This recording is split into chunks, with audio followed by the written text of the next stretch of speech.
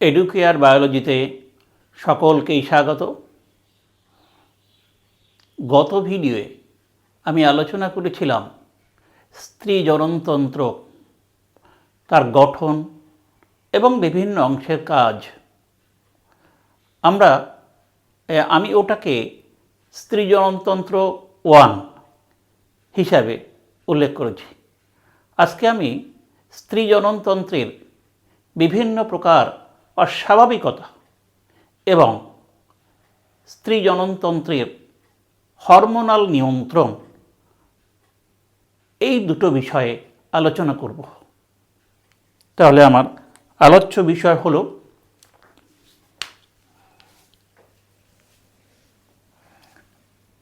এক,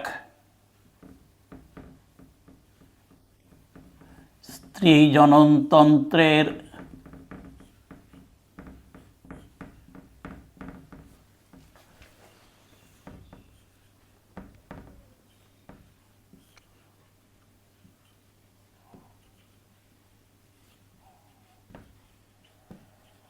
অস্বাভাবিকতা। 2 হলো স্ত্রী জননতন্ত্রের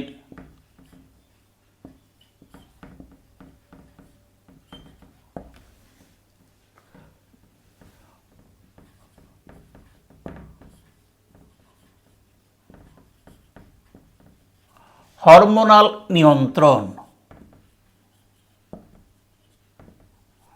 এই দুটো বিষয় আজকে আমি আলোচনা করব। প্রথমত, স্ত্রী জননতন্ত্রের অস্বাভাবিকতা বা ডিজঅর্ডার। সাধারণত কি কি ধরনের হতে পারে এই ডিজঅর্ডার? 1-2 করে আমি উল্লেখ করছি এবং জিনিসটা কি অতি সংক্ষেপে বলছি।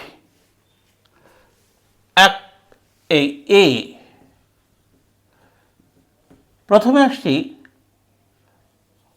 Ovarian cyst.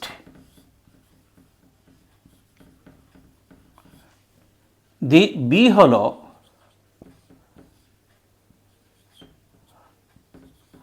ওভারিয়ান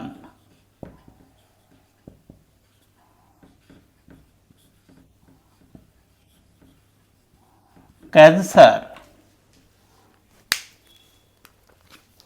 সি হলো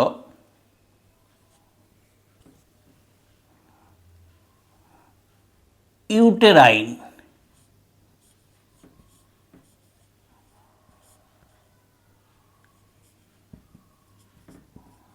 ক্যান্সার।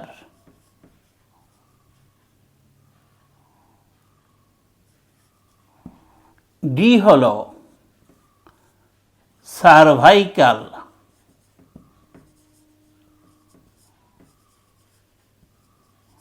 ক্যান্সার।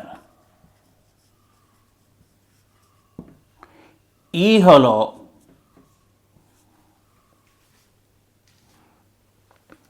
Breast cancer.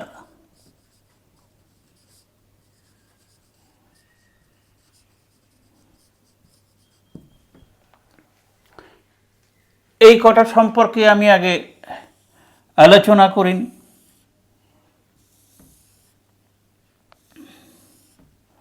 প্রথমে আসি ওভারিয়ান সিস্ট।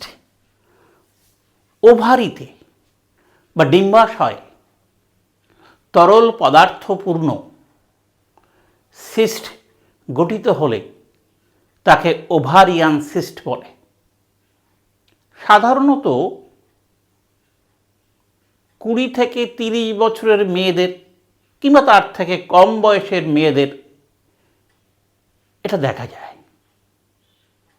যদি এর পরিমাণ অনেক বেশি হয় পলিসিস্টিক সিনড্রোম বলা হয়। ক্লিয়ার? এগুলো অনেক ক্ষেত্রে ম্যালিগন্যান্সি গ্রো করে না। স্বাভাবিক সার্জারির মাধ্যমে একে কেটে বাদ দিয়ে দিলে সুস্থ স্বাভাবিক জীবনে ফিরে আসে মেয়েরা। ক্লিয়ার? তাহলে ওভারিতে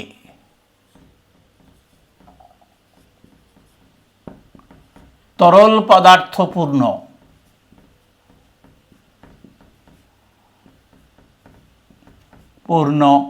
সিস্ট তৈরি হওয়া।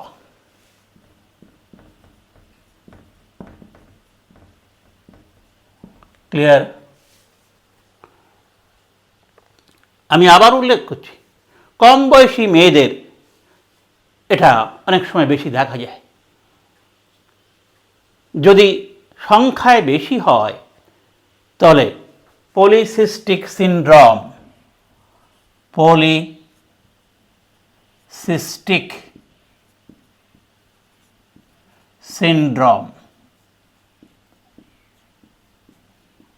দেখা যায়।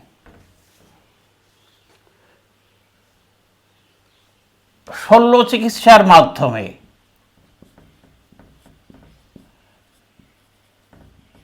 একে নিরাময় করা যায়। এবার ওভারিয়ান ক্যান্সার, যদি এই সিস্টগুলো ম্যালিগন্যান্ট হয়, দ্রুত ছড়িয়ে পড়ে, তাহলে তাকে আমরা বলতে পারি ওভারিয়ান ক্যান্সার। ক্লিয়ার? সিস্ট যদি, ওভারির সিস্ট যদি ম্যালিগন্যান্ট হয় তবে তাকে আমরা বলি ওভারিয়ান ক্যান্সার। একটু বেশি বয়সের মেয়েদের সাধারণত এটা দেখা যায়, 50-55 থেকে 60-65 পর্যন্ত হতে পারে। এখানে প্রাথমিকভাবে কেমোথেরাপি,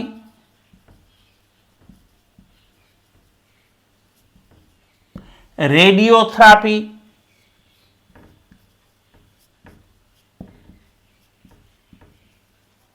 পরবর্তীকালে সার্জারি এর মাধ্যমে এর চিকিৎসা করা হয়। ইউটেরাইন ক্যান্সার, ইউটেরাস বা জরায়ুর কোষের অস্বাভাবিক বৃদ্ধি এবং তার ম্যালিগন্যান্সি প্রাপ্ত হওয়া, ঘটনাকে বলা হয় ইউটেরাইন ক্যান্সার। জরায়ুর কোষের অস্বাভাবিক বৃদ্ধি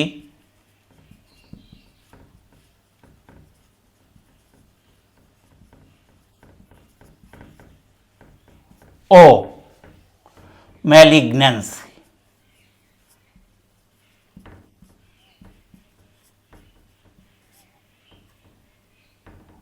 এই ঘটনাকে বলা হয় ইউটেরাইন ক্যান্সার। এর অনেক কারণ থাকতে পারে, যেমন প্রথম কথা হলো ওবিসিটি,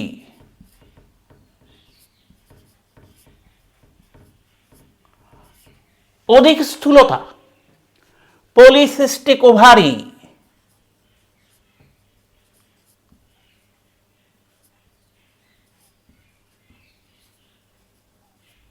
প্রভৃতি। এক্ষেত্রেও প্রাথমিকভাবে কেমোথেরাপি,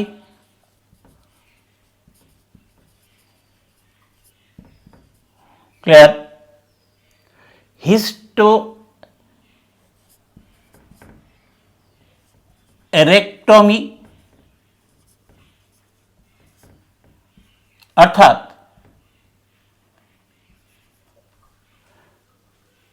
জরায়ু, ডিম্বনালী, ক্লিয়ার, এগুলোকে কেটে বাদ দাও, একে বলা হয় হিস্টেরেক্টমি। এগুলো মাধ্যমে নিরাময় করা যায়। এগুলো সব একটু বেশি বয়সী মহিলাদের ক্ষেত্রে দেখা যায়। সার্ভাইকাল ক্যান্সার, সাধারণত সার্ভিক্স বা জরায়ু কণ্ঠের কোষের অস্বাভাবিক বৃদ্ধি, প্রধানত এইচপিভি হিউম্যান প্যাপিলোমা ভাইরাস এর সংক্রমণে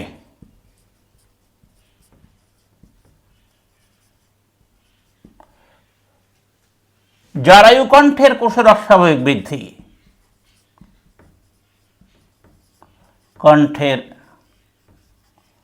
কোষের অস্বাভাবিক বৃদ্ধি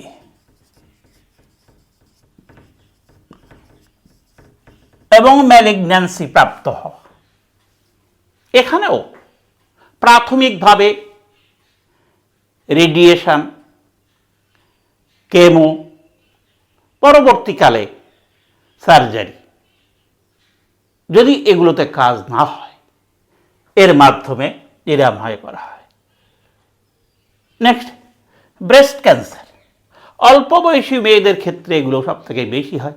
ব্রেস্টে লাম্প সৃষ্টি হয়, স্থূল মাংসপিণ্ড কোষের অস্বাভাবিক বৃদ্ধির ফলে একে ব্রেস্ট ক্যান্সার বলা হয়। এরও প্রাথমিকভাবে এই ক্যান্সারগুলোর কেমো কিংবা রেডিওথেরাপি ব্যবহার করা হয়, পরবর্তীকালে এই কেটে বাদ দিতে হয়। সাধারণত ব্রেস্টে লাম্প বা মাংসপিণ্ড সৃষ্টি হয়, কারণ ওই কোষগুলো অত্যাধিকারে বৃদ্ধিপ্রাপ্ত হয়, যার ফলে এই লাম্প বা মাংসপিণ্ডের সৃষ্টি হয়। এটাও কেমো থেরাপি এবং অবশেষে সার্জারি। গেল কয়েক প্রকার ব্রেস্ট ক্যান্সার। এবারে সেই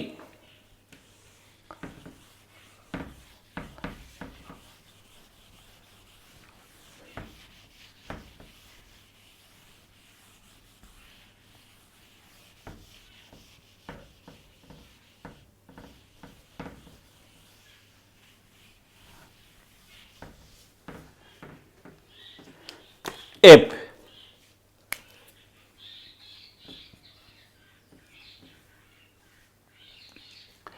এন্ডোমেট্রিওসিস।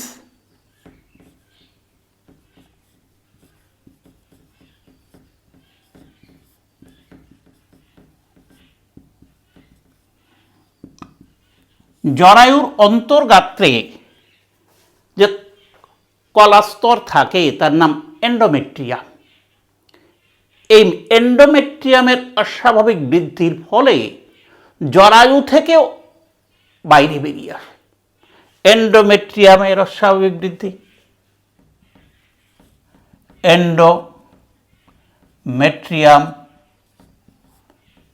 বৃদ্ধি পেয়ে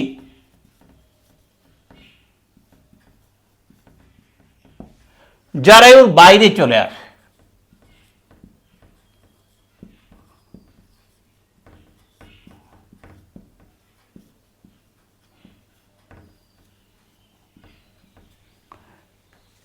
এই ঘটনাকে বলা হয় এন্ডোমেট্রিওসিস।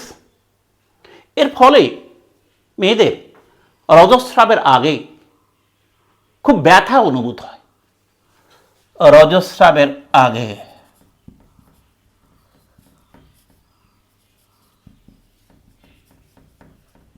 তীব্র যন্ত্রণা অনুভূত হয়।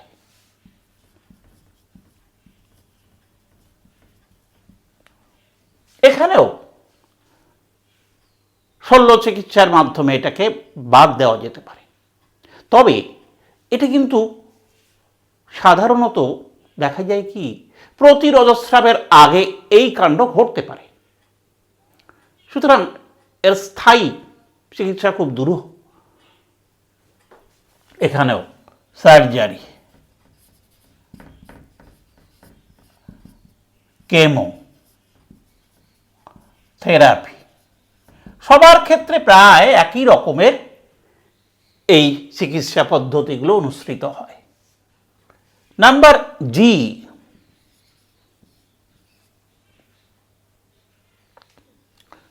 ইনফার্টিলিটি। বন্ধ্যাত্ব। এর অনেকগুলো কারণ থাকতে পারে, যেমন ফ্যালোপিয়ান নালীর অস্বাভাবিকতা, ডিম্বাণু শুক্রাণু পরিবহন হয় না ঠিক মতো, জরায়ুর অস্বাভাবিকতা, জরায়ুর গহ্বর ছোট, জরায়ুর প্রাচীরের গঠনগত ত্রুটি, কিংবা ডিম্বাণু উৎপাদনের প্রতিবন্ধকতা ইত্যাদি কারণে সাধারণত যে বন্ধ্যাত্ব দেখা যায় তাকে বলা হয় ইনফার্টিলিটি। সাধারণত কি, এক, ডিম্বাণু উৎপাদনের বাধা, ডিম্বাণু উৎপাদন, দুই, ডিম্বনালীর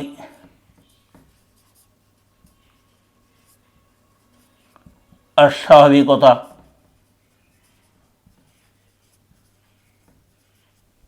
তিন, জরায়ুর অস্বাভাবিকতা,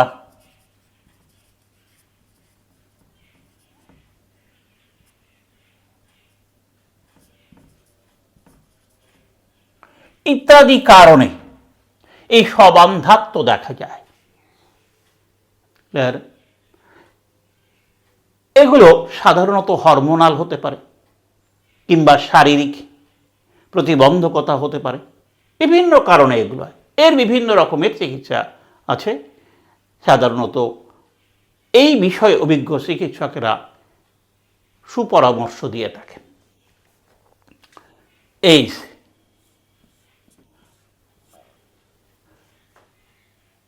বন্ধ্যাত্বের পরে আসি একটপিক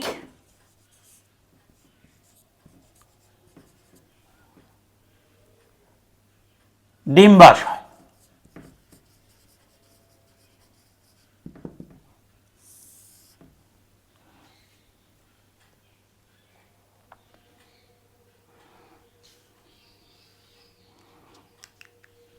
ডিম্বাশয় সাধারণত আমরা বলেছি আগে কোথায় থাকে, সাধারণত শ্রোণী গহ্বরে মেসোভেরিয়াম দ্বারা পেরিটোনিয়ামের সঙ্গে আবদ্ধ থাকে, ব্রড লিগামেন্ট সহ।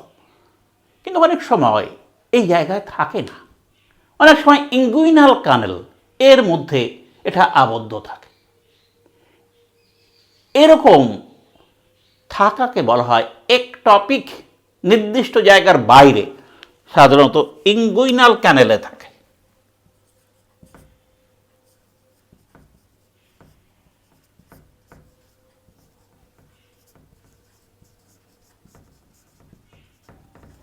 এরকম অবস্থা করা হয় একটপিক ডিম্বাশয়। নেক্সট,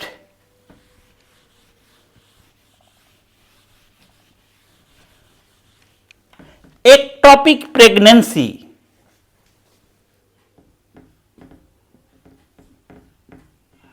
একটপিক প্রেগন্যান্সি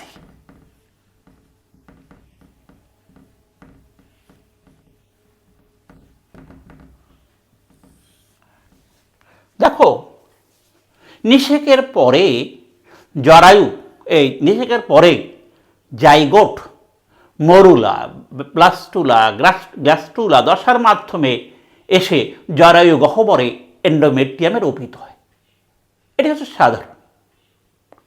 কিন্তু অনেক সময় এই প্রেগন্যান্সি এই অস্বাভাবিক হতে পারে, অর্থাৎ এই নিষিক্ত ডিম্বাণু, জাইগোট, ব্লাস্টোসিস্ট যাকে আমরা বলি, এই ব্লাস্টোসিস্ট ডিম্বনালীতে কিংবা অন্য জায়গায় স্ত্রী জননতন্ত্রের মধ্যে রোপিত হতে পারে। সুতরাং বিশেষ করে দেখা যায় ডিম্বনালীতে বা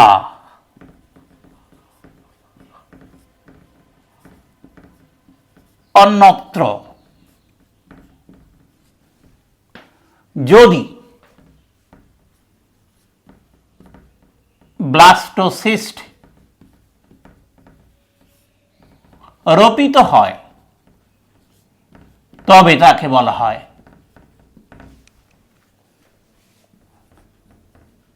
একটপিক প্রেগন্যান্সি। নেক্সট,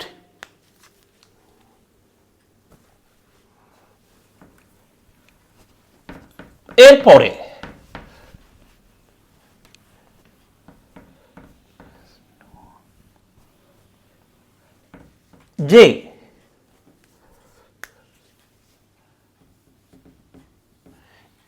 যে মেনস্ট্রুয়াল বা রজচক্রের বা রজস্রাবের অস্বাভাবিকতা, মেনস্ট্রুয়াল ডিজঅর্ডার বলা হয়, যাকে আমরা বলি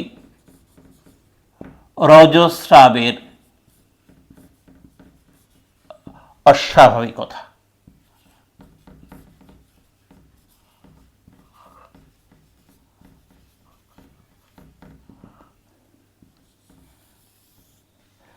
রজস্রাবের অস্বাভাবিকতা বা মেনস্ট্রুয়াল ডিজঅর্ডার, এটা আবার কয়েক রকমের।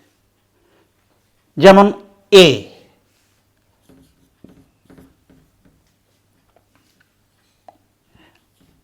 অ্যামেনোরিয়া,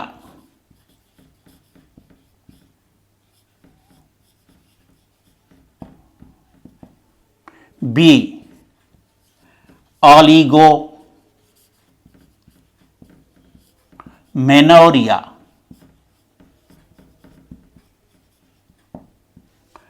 সি ডিসমেনোরিয়া,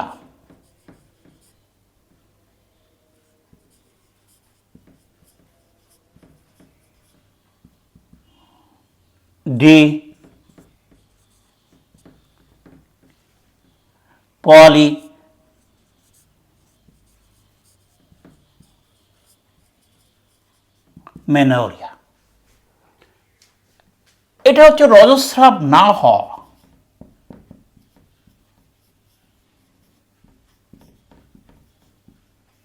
একে বলা হয় অ্যামেনোরিয়া। রজস্রাবের পরিমাণ কম হওয়া,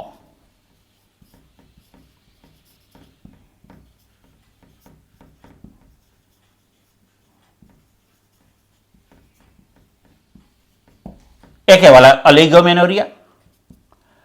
এখানে রজস্রাবের পরিমাণ বেশি হওয়া,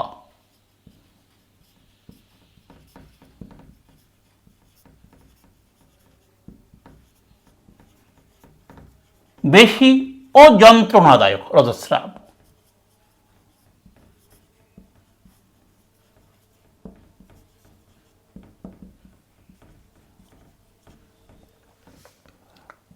এখানে ঘন ঘন রজস্রাব, অনিয়মিত,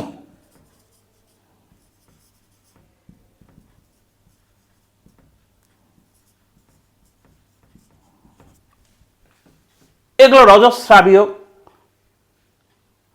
ডিজঅর্ডার। নেক্সট, নাম্বার কে, উফোরাইটিস।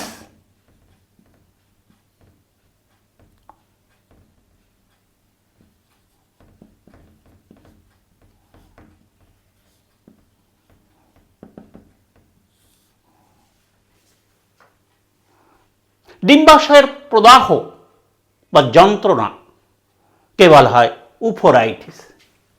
ডিম্বাশয়ের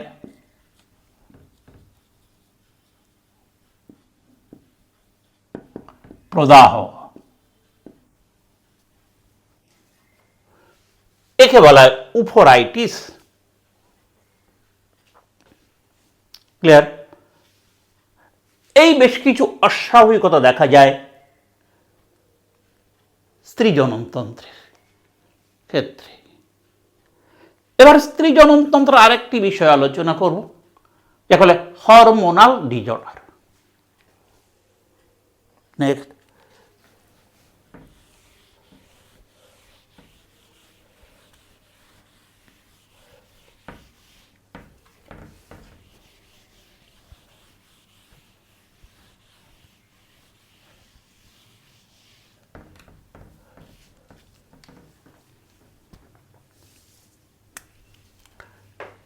স্ত্রী জননতন্ত্রের হরমোনাল নিয়ন্ত্রণ। আগে ডিজঅর্ডার বলেছি, স্ত্রী জননতন্ত্রের হরমোনাল নিয়ন্ত্রণ।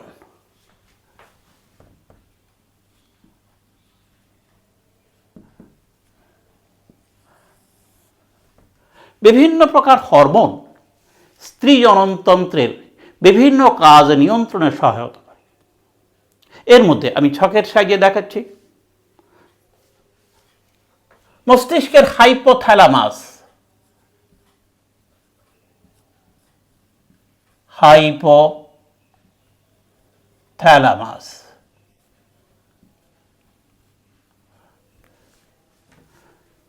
এই হাইপোথ্যালামাস উদ্দীপিত হলে এখান থেকে নির্গত হয়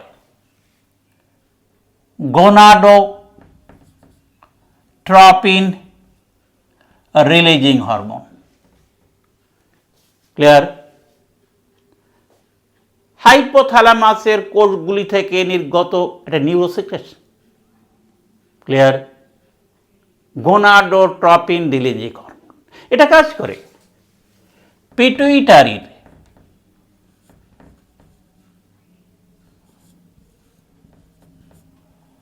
অগ্রখণ্ড, একে উদ্দীপিত করে। ফলে এখান থেকে ক্ষরিত হয় দুটি গোনাডোট্রপিক হরমোন। একটা হলো এফএসএইচ, আরেকটি হলো এলএইচ, লিউটিনাইজিং হরমোন। এই এফএসএইচ মূলত ডিম্বাশয়ের ওপর কাজ করে। ডিম্বাশয়ের ডিম্বথলি, পরিণত ডিম্বথলিকে উদ্দীপিত করে। এখান থেকে ক্ষরিত হয় ইস্ট্রোজেন হরমোন।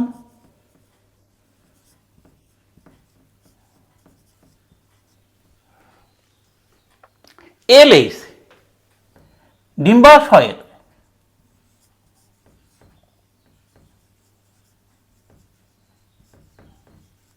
কর্পাস লিউটিয়াম বা পিত গ্রন্থি একে উদ্দীপিত করে। এখান থেকে ক্ষরিত হয় progesterone hormone. Clear? Estrogen, progesterone এরা সকলেই ক্রিয়া করে জরায়ুর উপর। এই যে কাজগুলো, এগুলো সব পজিটিভ ফিডব্যাক। অর্থাৎ রক্তে ইস্ট্রোজেন প্রোজেস্টেরন কম থাকলে তবেই এখানে এই হাইপোথ্যালামাসের উদ্দীপনা, অর্থাৎ যেগুলো পজিটিভ ফিডব্যাক আমি প্লাস দিয়ে চিহ্নিত করছি, এগুলো সবই পজিটিভ ফিডব্যাক। ক্লিয়ার? এই জরায়ুর বৃদ্ধি, জরায়ুতে ভ্রূণের রোপণ, বিভিন্ন রকম কাজে সহায়তা করে ইস্ট্রোজেন প্রোজেস্টেরন। সঙ্গে সঙ্গে স্ত্রীলোকের গৌণ যৌন লক্ষণ বিকাশেও সহায়তা করে। এগুলো সব পজিটিভ ফিডব্যাক। কিন্তু রক্তে যদি ইস্ট্রোজেন প্রোজেস্টেরনের পরিমাণ বেশি হয়ে যায় তাহলে এরা সাধারণত এখান থেকে নেগেটিভ ফিডব্যাকের মাধ্যমে এই হাইপোথ্যালামাস এর উদ্দীপনা, এই পিটুইটারি গ্রন্থির উদ্দীপনা কমিয়ে দেয়। এখানেও দেয় প্রোজেস্টেরন নেগেটিভ ফিডব্যাকের মাধ্যমে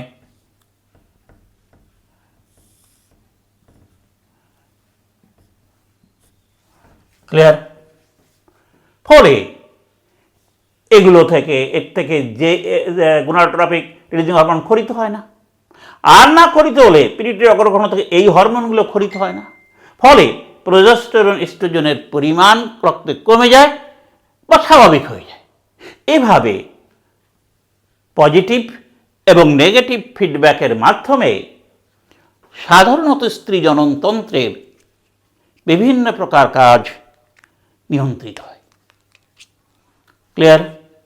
এই হলো hormonal control of female reproductive system. এই দুটো খুব সংক্ষিপ্ত বিষয় আজকে আমি আলোচনার মধ্যে রেখেছিলাম। এটা হওয়ার সঙ্গে সঙ্গেই স্ত্রী জননতন্ত্র আমাদের শেষ হলো। আমরা পরবর্তীতে আরেকটি বিষয়ে আরেকদিন আলোচনা করব। ভালো থাকবে, শেষ করছি।